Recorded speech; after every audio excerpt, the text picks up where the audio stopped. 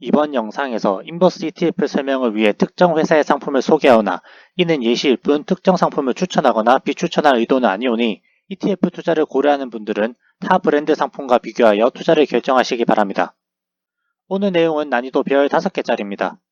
여러 개의 개념과 논리를 쌓아 하나의 결론으로 나아가는 복층적인 구조를 띠고 있기 때문이지요.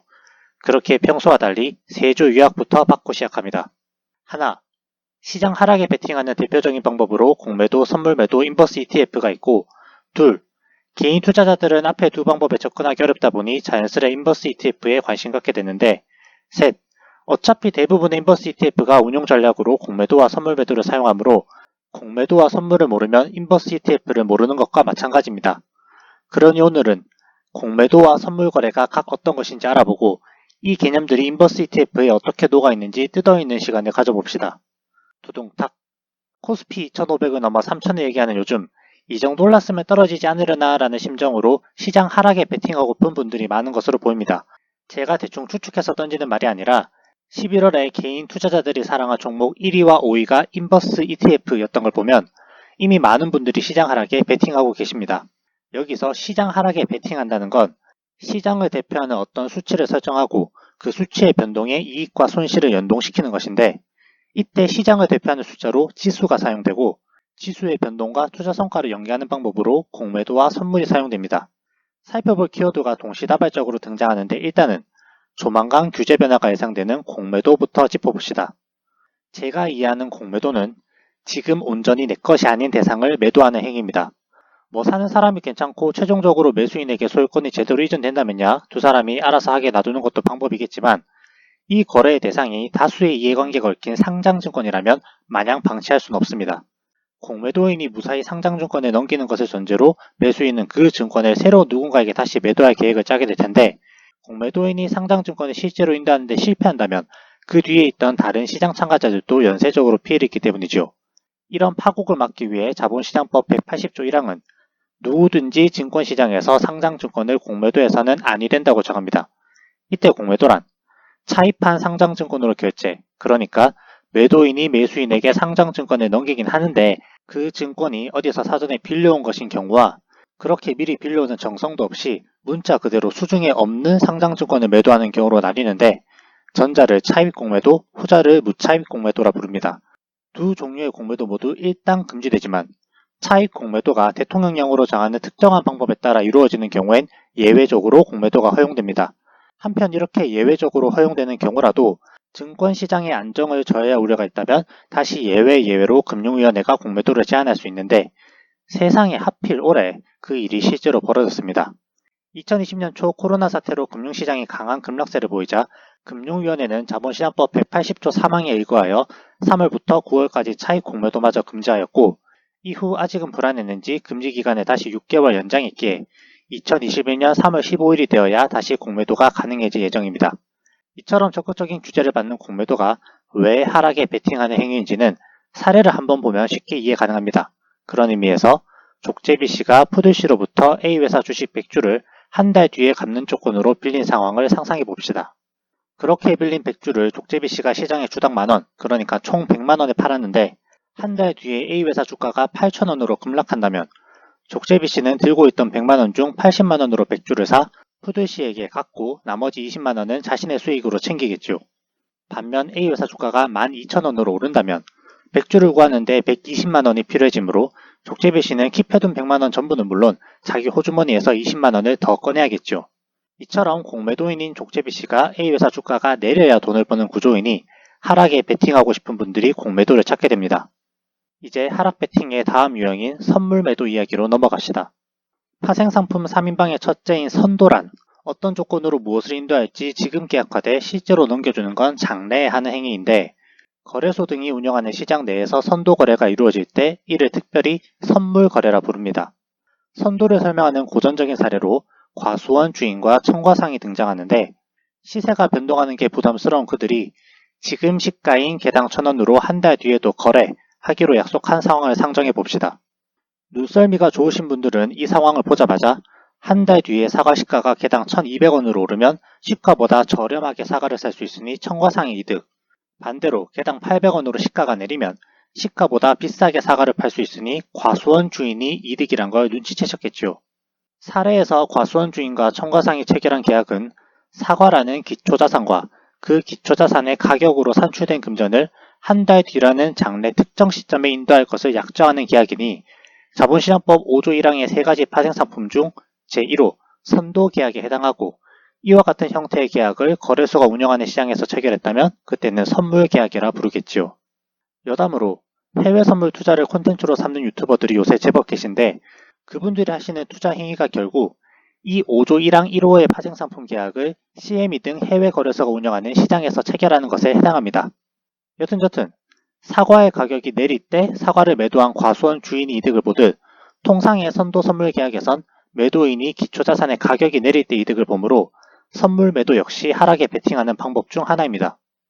자, 이제 하락 베팅의 마지막 유형인 인버스 ETF가 남았는데, ETF, 그러니까 상장지수 집합투자기구 자체가 복합적인 개념이므로 본격적으로 ETF를 얘기하기 앞서 지수와 집합투자기구부터 짚어봅시다. 지수는 문자 그대로 어떤 개념이나 상황을 가리키는 숫자인데, 열과 습도를 이용해 쾌적함을 척도한 불쾌지수나 대마스크 시대에 꼭 챙기게 되는 KF지수가 우리에게 이미 친숙하지요. 이런 지수의 일종으로 주식시장 상황을 수치화하는 주식시장 지수라는 게 존재하는데, 한국의 가장 큰 주식시장인 유가증권시장의 경우 상장된 모든 기업의 시가총액을 이용해 산출하는 코스피와 대표성 있는 200개 기업의 시가총액으로 산출하는 코스피 200 등의 지수를 이미 사용하고 있습니다. 유가증권 시장에서 산출된 지수 이름이 코스피이기 때문에 우리는 이 시장을 보통 코스피 시장이라 부르지요.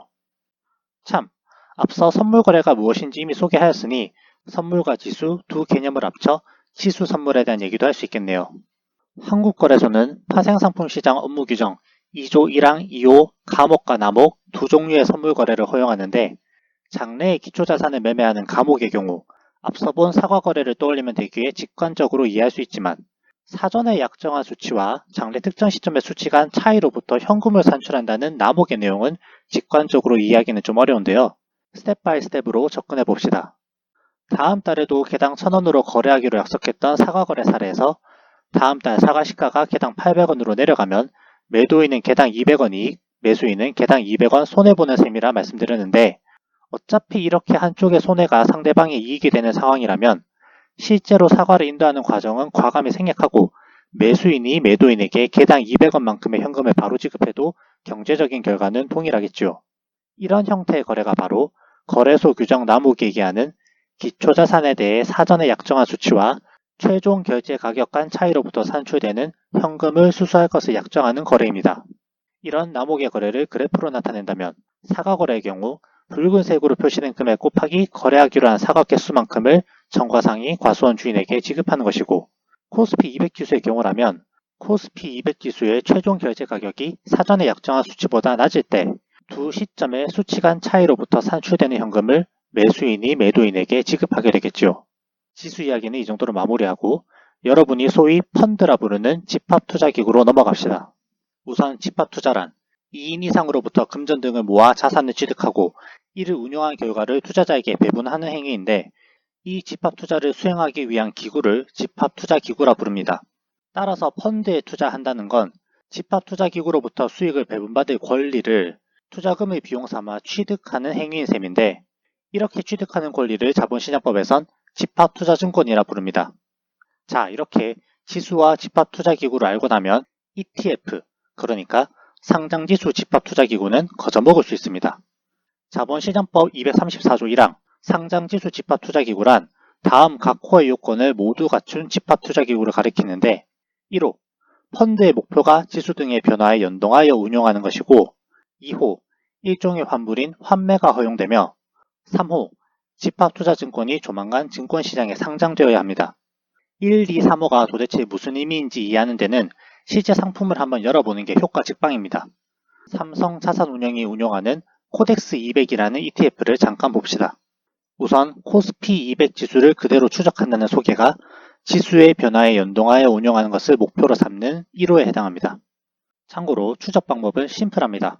코스피 200 지수를 만들 때 200개 기업의 시가총액이 반영된 비율이 있을 텐데, 그 비율에 맞춰 펀드 재산으로 200개 기업의 주식을 취득하면 됩니다. 물론 각 기업의 주가가 계속 바뀌므로 한 번 취득한다고 끝이 아니고 지속적으로 주식을 매매하며 보유 비율을 관리해야겠죠.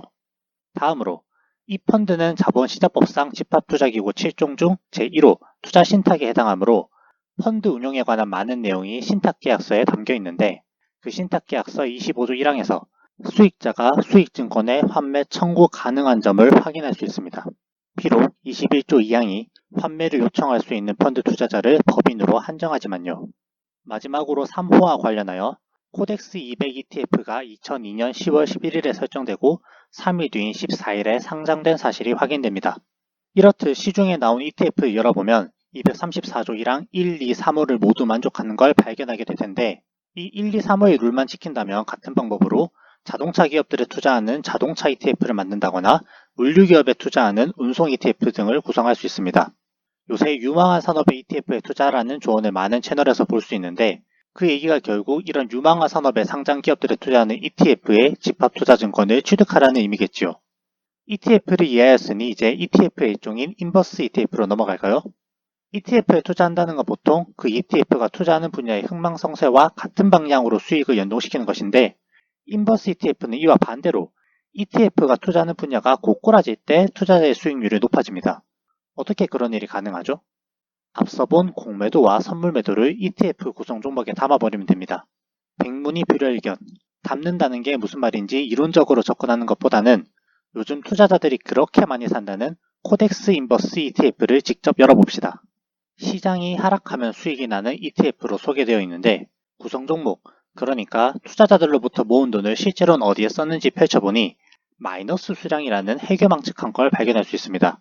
위아래 수량 둘 다 마이너스지만 거래 내용이 다르기에 하나씩 설명드리자면 먼저 코덱스 200 마이너스 수량은 코덱스 200 ETF를 공매도했다는 의미입니다. 이를 풀어쓰자면 이 코덱스 인버스 ETF는 앞서 보았던 코덱스 200 ETF의 집합투자증권을 일단 빌려 팔았고 언젠가는 빌렸던 만큼 다시 돌려줘야 되는데 이 빌려 팔았던 증권만큼의 물량을 언젠간 갚아야 한다는 측면에서 마이너스 수량으로 잡게 됩니다. 마치 일단 썼지만 언젠가 갚아야 하는 마이너스 통장처럼요. 한편 F2021-03 마이너스 수량은 2021년 3월 만기인 코스피 200 선물 매도 포지션을 취했다는 의미인데 이를 그래프로 본다면 최종 결제 가격이 산출되는 2021년 3월의 코스피 200 지수가 매도 포지션을 취한 시점에 코스피 200보다 낮을 시 코덱스 인버스 ETF는 빨간색 부분만큼 이익을 취할 것이고 반면 매도 시점보다 3월의 코스피 200 지수가 더 높다면 보라색 부분만큼 ETF는 손실이 있겠죠. 이렇듯 코덱스 인버스 ETF는 시장과 역방향으로 움직이기 위해 공매도와 선물 매도를 실행하고 이 두 거래에 필요한 증거금 외에는 이자를 받기 위해 예금에 넣어두는 걸 운용 전략으로 삼습니다. 아참, 그러고 보니 아까 11월 순매수액 탑5에서 지금까지 본 코덱스 인버스 ETF가 최약체였고 곧버스, 그러니까 코덱스 200 선물 인버스 2X가 1위였죠. 인버스를 알면 곧버스는 덤으로 따라옵니다. 코덱스 200 선물 인버스 2X의 구성 종목을 펼쳐보니 취지나 형식은 인버스와 비슷한데 코스피 200 선물 매도에 약 200% 할애한 점이 다르다는 걸 알 수 있습니다. 왜 곧버스라 부르는지 아시겠죠? 자, 이로써 하락에 베팅하는 대표 전략 3가지를 모두 보았는데 어떤 생각이 드시나요? 제 얘기를 잠깐 끼워 넣자면 귀 얇은 저는 올해 여름쯤 주위의 추천에 이끌려 인버스 ETF에 투자금의 4분의 1 정도를 넣었습니다. 불행 중 다행히 제가 촉새처럼 나 여기에 투자했어를 동네방네 떠들고 다니는 스타일이라 이 사실을 인버스 ETF 투자 경험 있는 친구가 금방 알게 되었고 그 친구의 간곡한 권유에 저는 벌지도 잃지도 않은 상태에서 며칠 만에 손 털고 나오게 되었는데 몇 달이 지난 지금 돌이켜보면 그 친구에게 참 고마울 따름입니다. 그런데 제가 이런 아찔한 상황을 겪은 건 치밀하지 않은 논리로 적절하지 않은 시기에 제가 진입하였기 때문일 뿐 하락 베팅 자체가 나쁜 전략이었다고 생각하진 않습니다. 오늘 소개한 하락 베팅 방법들로 수익을 내는 분들이 분명히 계시고 그런 형님들 중 끝판왕의 사례가 리먼 브라더스 사태를 배경으로 하는 영화 빅쇼트로 만들어졌지요. 그렇기에 도덕적인 잣대를 들이밀 것 없이 하락 베팅은 그 자체의 고유한 이의를 지닌다 생각하여 오늘 공매도 선물 인버스 ETF를 소개하였는데 공매도와 선물 거래는 심리적은 물론 실질적인 진입 장벽이 존재하는지라 아무래도 앞에 두 개보다는 인버스 ETF에 여러분의 눈길이 갈 것으로 예상됩니다. 실제로 11월 투자 통계도 비슷한 내용을 이야기하고 있고요. 그런데 방금 뜯어본 펀드 구성에서 드러나듯 어차피 인버스 구조를 만들기 위해 공매도나 선물이 사용되므로 인버스 ETF 투자를 택하시더라도 나머지 두 투자 방법에 관한 규제가 어떻게 바뀌는지 꾸준히 관찰하시길 권합니다.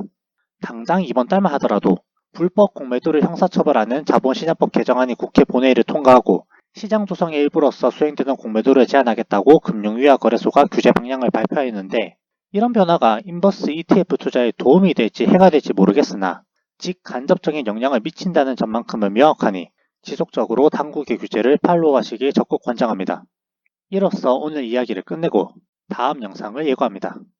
방금 인버스 ETF 투자를 하실 거면 금융당국의 규제를 적극적으로 팔로우하길 권장드렸는데 규제를 좇는 가장 쉬운 방법은 역시 꾸준히 경제기사를 읽는 것이겠죠.